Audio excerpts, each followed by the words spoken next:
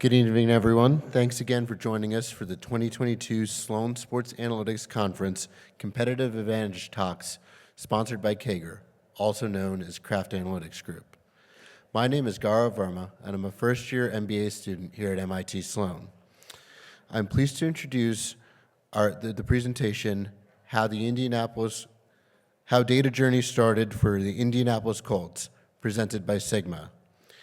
Please join me in welcoming our speaker, Charlie Shin, VP of Data Strategy and Analytics for the Indianapolis Colts. Thank you. Thank you. Hello, everyone.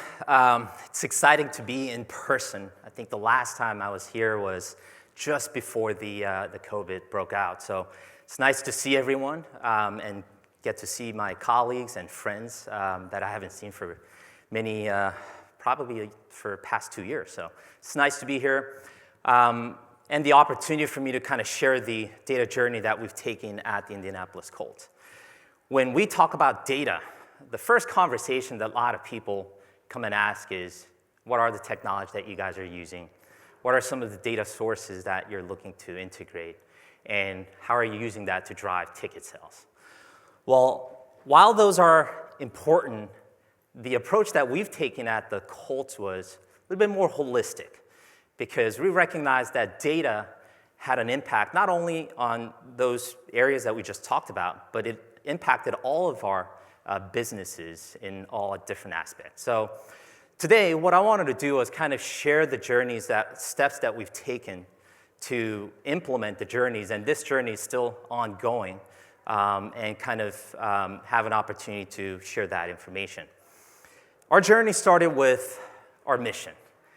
As a club, we have defined a vision and a mission. Our mission is to entertain and inspire and unite by winning the right way. And this mission is incorporated across all of our business areas, whether it's from our head coach and GM, all the way down to our staffs in our sponsorship teams, to marketing, data analytics, and so on. So naturally, when we started to think about our strategies around data, it started off understanding from our mission in terms of how do we deliver what we promise to our fans through the usage of data. So there are a couple of key questions that we've needed to address, which is, what are some of these capabilities that we need or enhance those that we already have in order to deliver this mission to our fans? And then, just like any organizations, our resources are limited, right? We have a finite of resource, whether that's human capitals to financial investments that we could utilize. So we needed to set some priorities in terms of what do we do first. And the second thing comes to technology. What are some of the technologies that we need to consider? What do we have now? What do we need for future? And then, do we have the right resources in place? Because just having the technology doesn't solve your problems. You need to have the right people to be able to use those technologies. And then, again, do we have that kind of the future? What is that future data-centric organization looks like? Because I think we've heard this theme across many other sessions that at the end of the day, it's the people that are executing all of this. So we needed to start with a certain framework in mind in order to answer all of this question and really understand where are we as of today, and then what are the goals and kind of the future stage that we want to get to. So we've used we call it data maturity framework. And really this framework addressed 5 key strategic areas in our business. And that's customer strategy. We have the infrastructure, and then the analytic that really supports the operational aspect of our CRM. And that's where you go acquire your customers to engage and monetize and retain them. And that's whether it's a B2C model or our B2B model with our sponsors. Operation, then obviously we want to be able to track those performance so that we have that feedback into all of the other planning in our strategies moving forward. So that's kind of the key 5 areas that we wanted to address. And we set a maturity framework to evaluate each of these areas to understand where we stood from our capability standpoint. So we measured from awareness all the way down to kind of leading the 5 scales. And Each of these areas had two core components that we evaluated through a string of questionnaires to understand the actual capabilities. And then, as I've mentioned, we evaluated the levels from, hey, are we in a stage where we're aware of it, but we're not actually doing anything about it at this point? Or are we currently in the process of developing it?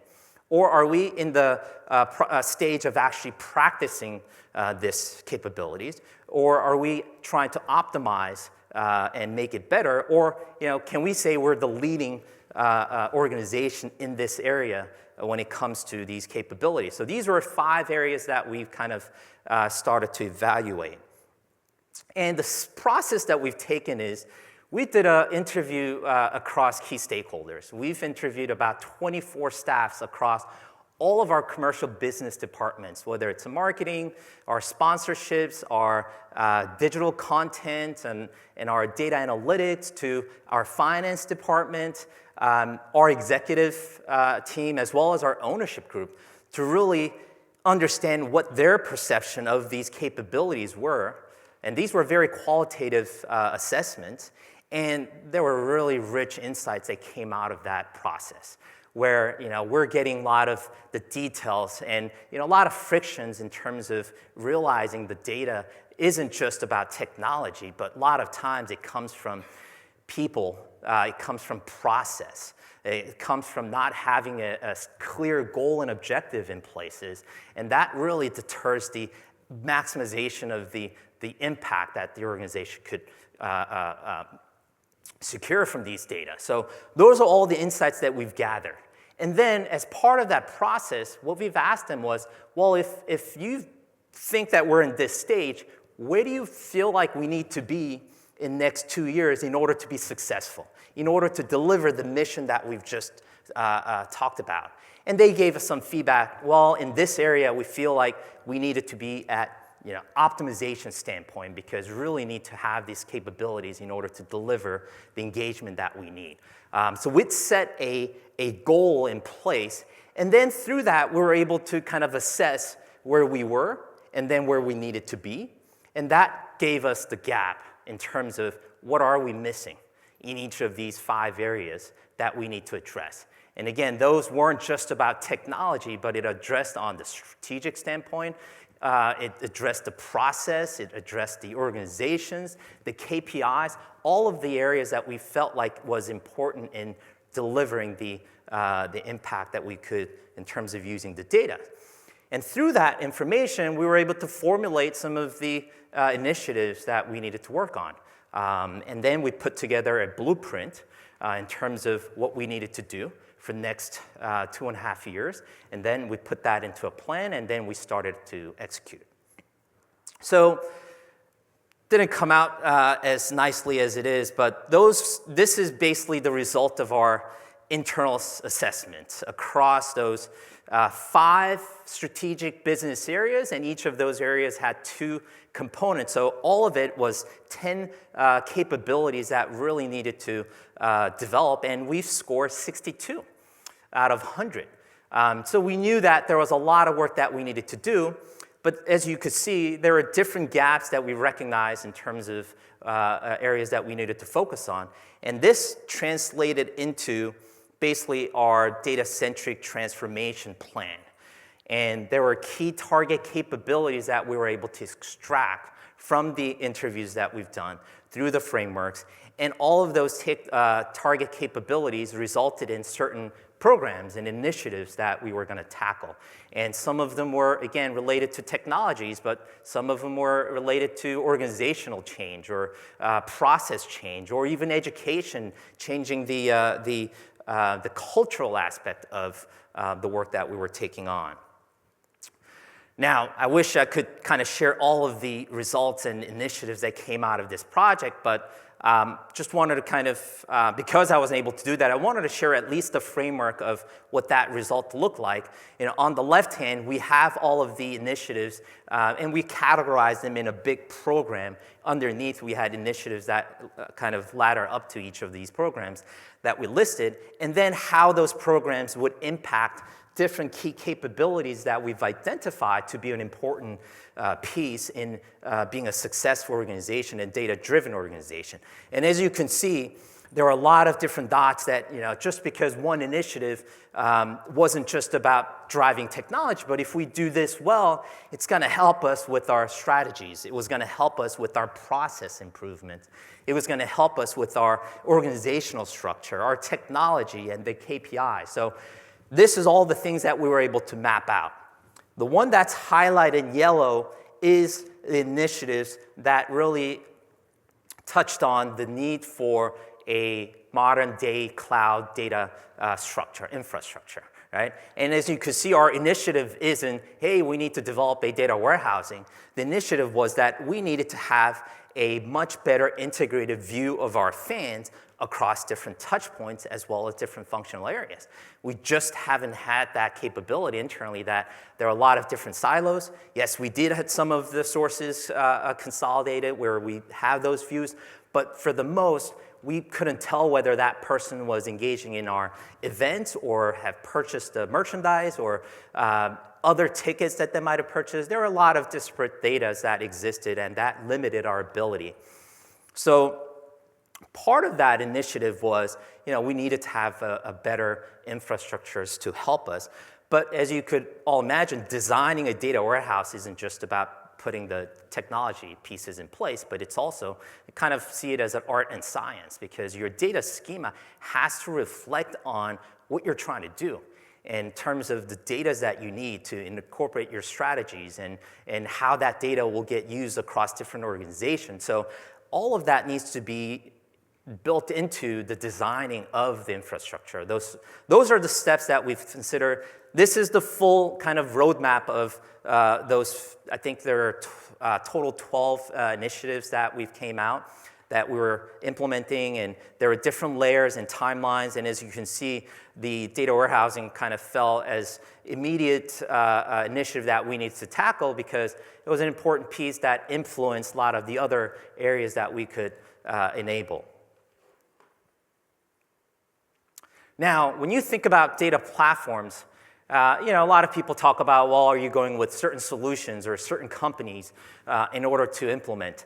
I think every company that's out there providing data solution have a great product and services out there. It's really about what is the product that's going to serve my needs and my organization's needs. So it really depended on where we were as a company, as an organization, and where we wanted to head. And based on that requirement, we felt like we needed to get out of this out-of-the-box solution that we were in and be a little bit more a custom solution where gives us the flexibilities, it gave us the scalabilities and stabilities that we needed to achieve all of the capabilities that we've identified as being an important part of our success. So as we continue to move through the data maturity, as well as we wanted to become more fan-centric, we felt like this was the right time for us to move away from a out-of-the-box solution, but then take that next step of developing our internal custom solution. Now, with that said, that might not be the right solution for other organizations. Again, that really depends on where they are as an organization and their maturities, and that needs to be taken into consideration in how you determine your options. So a big part of our consideration that went into looking in at this new data solution was these key 4 areas. One, we needed to have a solution that's going to help us break down these silos. As I've mentioned, there are a lot of disparate data across different sources. We needed to make it not only be able to integrate those data, but also make it easy for our organizations to be able to integrate and scale down the line, because we know the types of data that we've had today, but there's so much more technology that is getting advanced. There are other platforms and applications that are coming online that we need to consider that we might not be aware of. So that meant we need to be able to be nimble and be able to get that integrated without having to need and rely on third parties every time that we were expanding. Scalability, again, part of that is what I just talked about in terms of being able to expand out. And depending on how we were using our data is we could start now in terms of looking at the data and think about how we're using it. That might be very different than a year from now in terms of how we are going to be able to use that data. So needed to be able to have a platform that was going to allow us to be scalable when that time came, again, without having to go back and say, okay, what are the more, do we need to invest more infrastructures, or do we need more assets or investments to investing in expanding that out? So those are some of the key considerations that we've looked at. Faster insights. I think nowadays these technologies make it really easy for anyone to be able to go in and pull data and insights. In the old days, we had so much reliance on our analysts to be able to pull, do a SQL data pull and analysis to be able to give them insight. But now these modern cloud stacks allows a regular person with just a simple trainings to be able to go and do a lot of these drag and drop analysis, and it gives and democratizes the data across broader organization that really helps foster the next point, which is the collaboration.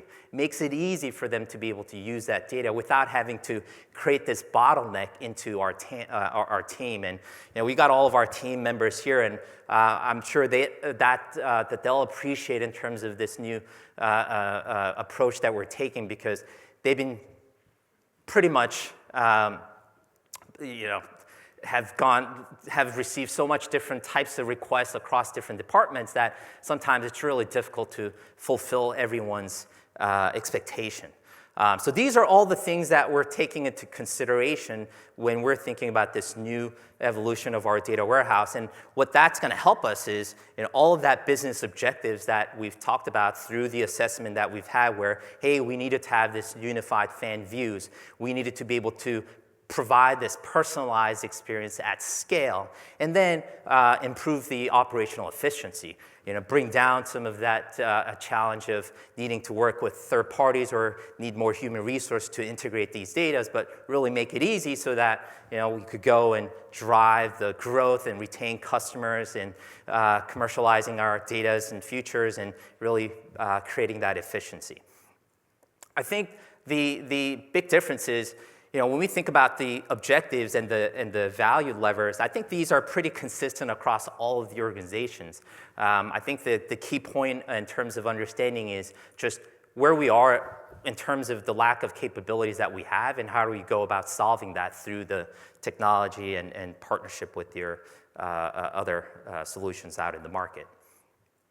So what we've decided to do is partner with a company called Data Climber, and they have a pretty extensive experience within the sports industry. They are very familiar with our data sets. And the best part of it was that, they were augmentation to our team, and they were to come in and build this out and then really turn that over to us with the full ownership, so that we could then run it on our own and have that flexibility and have that scalability for us. And there's a less of a dependency on the partners post-implementation.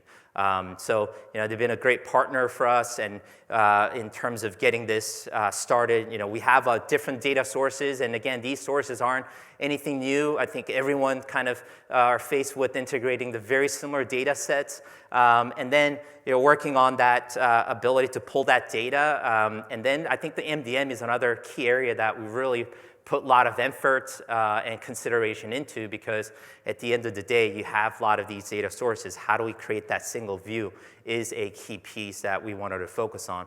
And then we're going to partner with Snowflake to kind of leverage their cloud data warehousing service to really achieve the goals that we have. And then obviously we'll leverage our BI tools for any type of reportings or analysis that we are looking to deliver. So at the end of the day, the key benefits, again, emphasizing the fully customizable ability. So we're not having to depend on third parties to ask for certain changes, and we have to wait to get that done. We're going to have the full control of that and be able to go in and make adjustments as needed. And again, this is our IP-owned infrastructure that we're not going to have to rely on the third party. Again, we're going to build this data schema that's more driving our needs versus having to fit what we're trying to do into a existing schema. And hopefully that will help us reduce those duplications. And then obviously being in that cloud and the infrastructure is going to help with speed to insights, but also just from a cost standpoint is really going to help us manage that. So that's kind of the journey that we are in progress as we speak. It's never ending. Even if we are done with the implementation, there's always going to be new technology that comes across. There's going to be new business requirements that come in, and our capability will improve, and then there will be other capabilities that we're going to have to tackle. So again, it's a continuing cycle, but I just wanted to emphasize the importance of that. The step that we took was really from a holistic standpoint, understanding from an organization perspective and recognizing the areas of capabilities that we needed to focus on, and then using that to build a foundation for the infrastructure to help us really bring the data to life with our business. So with that, if you have any questions, happy to answer them. Yeah. Thank you. Yeah, for Q&A, please just raise your hand and I'll bring the mic over to you.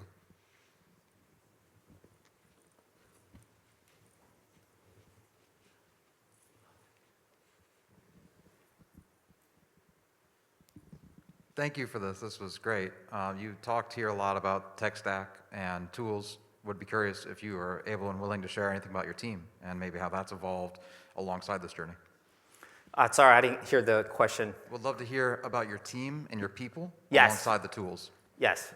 So we got our team right here. We've created this matrix kind of skill set where we have each person having a very specific skill set. So we have someone who's really focused on a lot of the strategy and analytic piece, which is Nick. And then we have our CRM manager, who really is the owner of all of our application platforms. And that's Chris, who looks at our Salesforce, our data warehouse, and anything related to technology. He's the person working closely. And then we have Austin, who's really focused on activation of the data. So he's overseeing the digital campaigns, paid media advertisements, all the different digital communication channels that exist in our organization in terms of engaging our fans. So those are kind of core areas, but at the same time, they service some of our vertical departments. So Nick works closely with our ticketing team, and he became kind of the experts on that side of the house and has a very close relationship with head of ticketing to understand their needs, talking to them.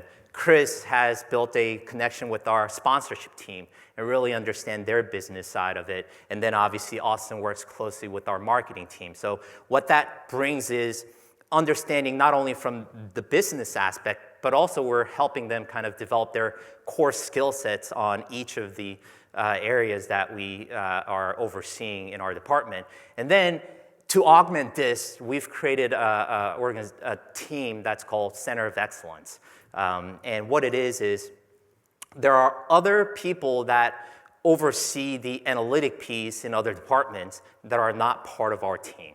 So we have folks from our finance, we have folks in our sponsorship team who oversees a lot of the valuation side of it, and then we brought that person in. We have person from club finance who oversees all of the financial aspect between our on-field side as well as the business side, so we have that person. We have a digital analyst who does all of our website and app, digital social analysis within the digital team. And what we've realized was that we're all trying to use the data to ultimately drive the same objective, but because of those silos, it was a little bit becoming challenged because one, they weren't communicating as much as they should, and then everyone is kind of focused on their department's objective, which not necessarily might serve in supporting other departments. So we created this Center of Excellence team where we brought all of that people together, and then we meet on a weekly basis, and we talk about initiatives around data.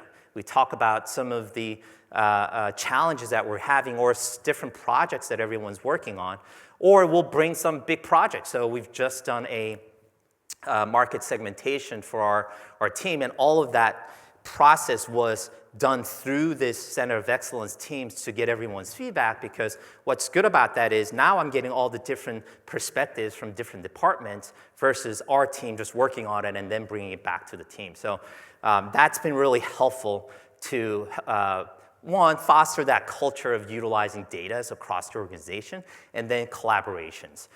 So it's not just about technology, but how do we change the structure or even the process to help foster that? Yes? First, thank you for Coach Eberflus. Second, I'm curious, what is your team's strategy in terms of obtaining buy-in from the different departments you work in? I know it's a fair, depending on who we're working with, different teams have different buy-ins to the data and analytics groups report increase. Do you guys have a certain strategy in getting individuals to buy in more than others, or what's your approach there? Yes, so it starts with our ownership group. Our ownership has made a strong commitment into this area and the importance, and they emphasize that to all of the department heads. So I think that really sets the tone in terms of making sure that they're part of the process. And then the other part is just a lot of times it's the relationship, and it's a hand combat basically. For me to go and talk to head of ticketing, go talk to head of sponsorship, go talk to head of marketing and head of content, and just try to understand what their needs are. And then also just talk about how we see ourselves as an internal service. And we continuously emphasize that our success is their success, right? There's no, we can't be successful unless ticketing is successful or the marketing is successful. So a lot of the KPIs that we drive isn't related to our department, but it's all related to the organization. Each individual department. So that's been the communication.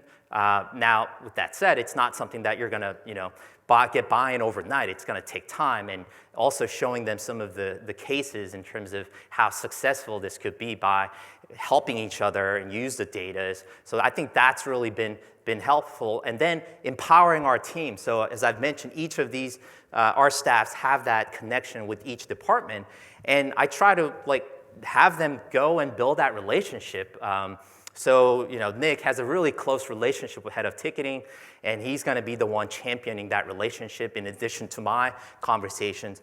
Chris has that direct line to head of sponsorship, and they're having that conversation and empowering him to go be the advocates of what we're trying to do and help them. Same thing with Austin. So that's another thing that we've tried to do, was just let them go and build that relationship, so that at least everyone feels like I have someone who's being helped out. Otherwise, I think some of the challenge that they've had in the past was, hey, you guys are leaning so much towards ticketing. I'm not getting the love that I need, and if that's the case, why should I be working with you? Type of mentality. So, how do we make sure that we're helping across everyone to support their individual business? Now it's hard because we also have very limited resource, so we need to do a better job of kind of prioritizing what are the ways that we could help them. But just I think that structure has been really helpful in building that relationship with each department heads. We got time for one last quick question.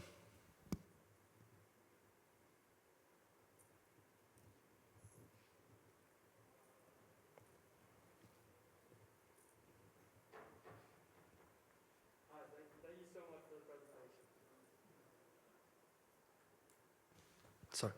Hi, thank you so much for the presentation. You said part of your assessment approach was comparing the current capabilities of the Colts to some other outside industries. And I was kind of interested in what you found there in terms of how well the Colts and NFL teams in general do in their data collecting and storing, and some of the things you can take from outside industries and businesses that they do really well that could really be applied to sports. Absolutely. I'm sure those that are in this space know that there's a really strong community that's built within the sports, whether it's a league or the team, and we have this knowledge sharing I guess, culture that exists where, I have no problem sharing all the things that we've done, and I know other teams have no problem sharing that. And we actually have this call which run by Russell Scabetti, who I'm sure everyone knows, but we come together and we share best practices and we ask questions in terms of, hey, how do you guys do this? What's been some of the successful things that you've seen, or what's a good vendor to work with? So there's a lot of cross knowledge that's being shared within the industry, which is very unique when you think about it. So I think that's been some of the benefit that exists within our industry. But then at the same time, I kind of like to look outside of our sports because that's done so well that we feel like we're all kind of in a similar situation in terms of what we're doing. I want to get more inspiration or creativities from outside of our industry in terms of what other people are doing. How are they servicing their customers? So those are some of the areas that we've kind of looked into when we were doing assessment, was that not only look at our peers within the sports industries, but let's look at some of the other companies that are doing well and what they're doing and how they're implementing it, so that we set a little bit higher benchmark in terms of what we want to do. So, yeah. Thanks, everyone, for coming. This is a great presentation and great questions as well. Thank you very much. Now let's go have some drink.